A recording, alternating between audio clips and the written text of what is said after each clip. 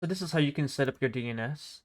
So basically, go get your DNS IP, not the link or whatever. Just make sure you get the IP, and you copy the IP, and then you go right click on your network device, and then go to Open Network and Internet Settings.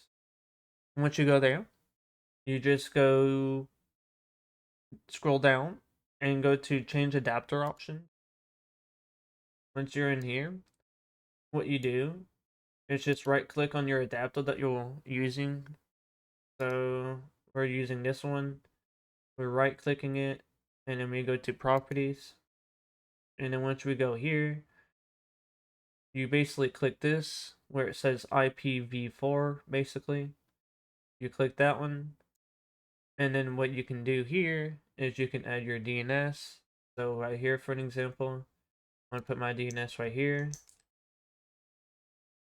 and you can use a backup basically, which is like it'll go fall back to this DNS if this one fails. Basically what it does.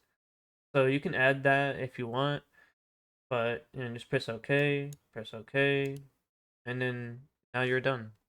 That's all you have to do to add your own DNS. Alright, see ya. Thank you for watching.